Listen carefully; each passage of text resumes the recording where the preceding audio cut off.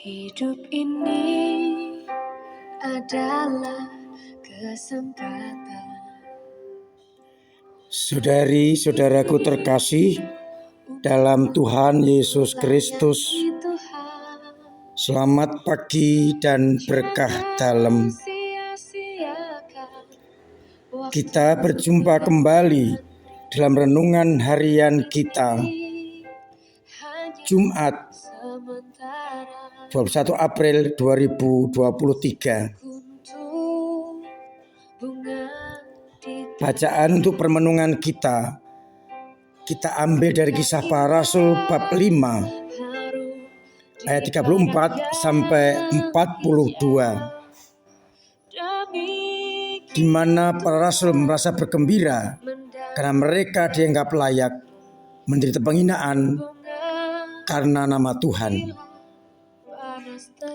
Dan juga akan kita dengarkan bagaimana dalam sidang itu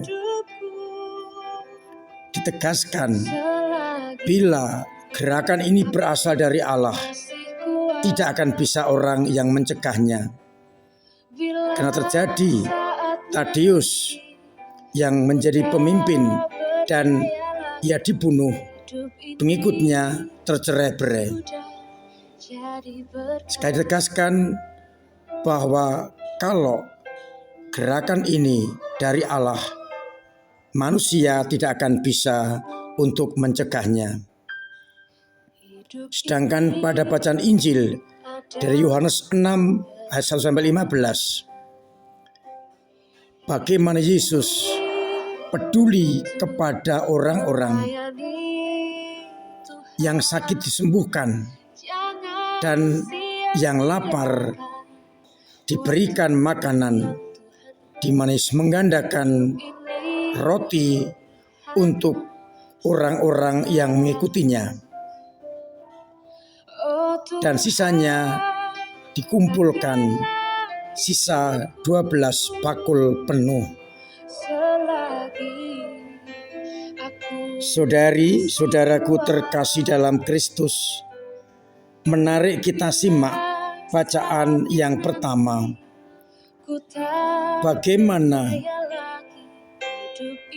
pengaruh kebangkitan menjadikan para rasul berani melawan dunia karena mereka berpegang pada nama Yesus. Mereka dianggap sebagai orang yang menyebarkan ajaran salah. Namun mereka, meskipun dengan ancaman, merasa bersenang, bersukacita, bergembira karena mereka telah dianggap layak menderita penghinaan oleh karena nama Yesus. Maka mereka tetap terus mewartakan nama Tuhan di rumah-rumah ibadat, di rumah-rumah umat, dimanapun juga, tentang Yesus yang adalah Mesias. Menariknya lagi adalah sidang mahkamah akhirnya diberi pengertian oleh Gamaliel yang menegaskan, dulu pernah ada tokoh-tokoh yang mencoba untuk membentuk kelompok dan kira-kira sampai 400 orang. Ketika ia dibunuh atau mati, tercerai-berailah pengikutnya. Demikian juga Yudas orang Galilea menyeret banyak orang dalam pemberontakan. Tapi ketika ia juga tewas, maka tercerai-berailah seluruh pengikutnya. Oleh karena itu,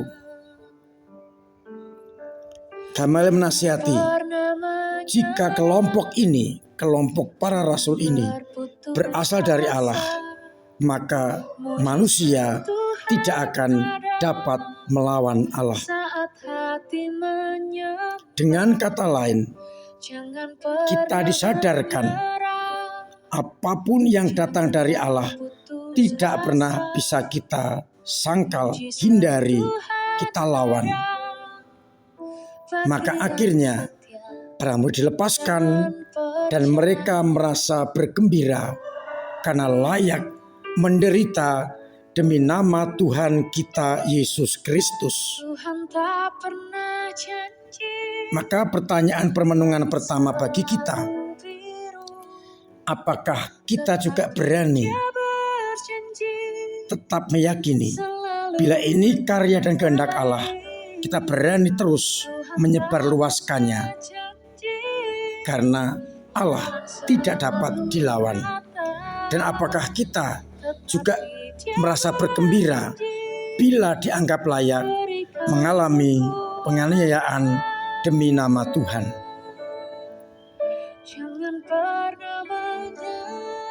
Pada bacaan Injil, kita melihat bagaimana Yesus menampilkan wajah Allah.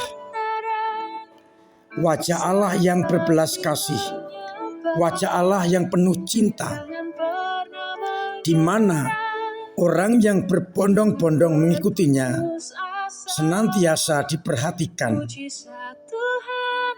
Orang yang sakit disembuhkan, orang yang kesusahan dihibur, dan orang yang kelaparan diberi makan dengan pergandaan roti. Jangan pernah menyerah.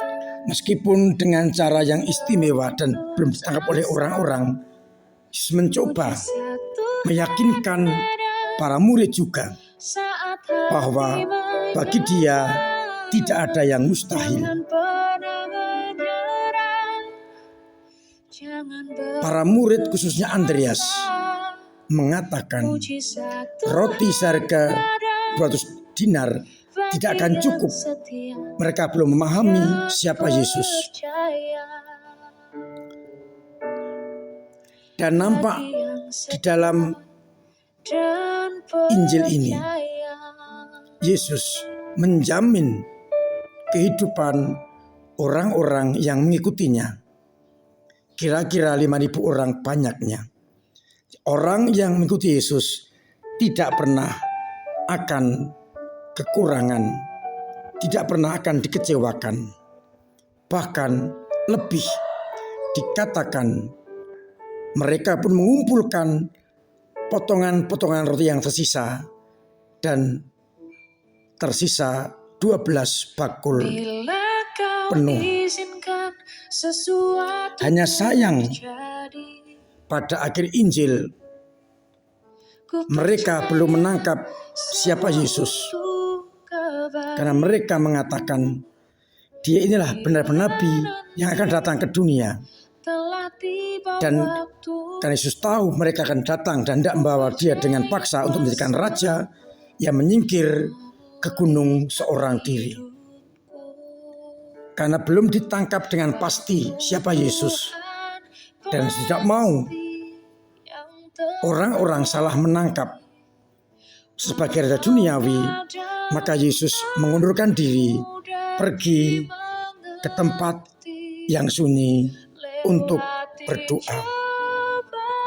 Pertanyaan permenungan kita, apakah kita juga akan menjadikan Yesus yang memelihara kita sebagai raja duniawi, ataukah kita menjadikan Yesus raja surgawi yang akan melepaskan kita dari belenggu dan perbudakan dosa? Tuhan memberkati kita sekalian. Amin. Saudari-saudaraku terkasih dalam Kristus, marilah kita bersama-sama berdoa agar kita semakin menghayati, mengerti sabda ini. Bapa yang penuh kasih, kami bersyukur karena Engkau memberikan kepada kami kemurahan hati lewat putra-Mu. Dan kami Kau izinkan untuk menderita demi nama-Mu. Namun kami percaya Engkau terus akan menyertai kami, sehingga kami tidak akan kalah oleh dunia. Maka mampukanlah kami untuk berani mengalahkan ego kami, sehingga kami hanya melaksanakan kehendak-Mu. Bila kami menderita, ingatkan, ini demi nama-Mu. Ini pewartaan akan kesaksian hidup kami. Ya Bapa, bantulah umat-Mu yang sedang sakit. Semoga Engkau sembuhkan. Yang punya beban berat Engkau ringankan. Yang punya persoalan Engkau urai. Agar mereka mampu untuk benar-benar hidup sebagai anak-anak-Mu. Biar dengan demikian kami rela menderita asalkan nama-Mu dimuliakan. Sertailah umat-Mu, kami semua dengan berkat-Mu sendiri, Bapa dan Putra dan Roh Kudus. Amin. Saudara-saudaraku terkasih dalam Kristus, saya masih menganjurkan untuk senantiasa mematuhi protokol kesehatan dengan memakai masker.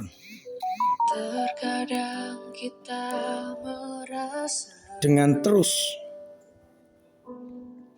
menjauhi kerumunan, ada jalan terbuka, dengan terus cuci tangan pakai sabun. Poster kedua, pola hidup sehat. Dan yang terpenting adalah kita menjaga diri dari segala yang dapat membuat kita sakit. Semoga dengan demikian kita tetap terbebas dari segala penyakit, terutama virus corona. Saya mengingatkan kepada umat, besok pagi halaman gereja akan dipakai untuk parkir teman-teman yang akan mengadakan sholat Id di Masjid Agung. Maka parkir kendaraan roda 4 silakan di samping gereja, samping utara gereja, dan dekat toilet, lalu di belakang sakristi dan di muka pastoran, agar teman-teman kita bisa sholat dengan baik, parkir dengan enak. Kita tetap komitmen 1% Katolik, 1% Indonesia. Saya mengucapkan terima kasih untuk kepedulian panjenengan terhadap gereja dan juga kepada pelayanan-pelayanan di gereja, baik lewat doa-doa, dana maupun tenaga. Lebih-lebih kita akan segera mengisi gedung baru ini. Maka silakan yang ingin membantu mengisi, menghubungi panitia atau dewan paroki atau saya agar bisa diatur dengan sebaik-baiknya. Silakan yang di lingkungan di wilayah hari ini atau besok hari ini dengan teman-teman Muhammadiyah untuk ujung memberi selamat, untuk besok dengan teman-teman Muhammadiyah dan pemerintah berkunjung ke tetangga sebelah. Semoga dengan demikian kita benar-benar menjadi orang-orang yang terus menjadi pengikut Kristus yang setia. Akhirnya saya mengucapkan selamat pagi, selamat merenungkan, salam sehat, Tuhan memberkati. Dia mengerti, dia peduli persoalan yang kita alami. Namun satu yang dia minta, agar kita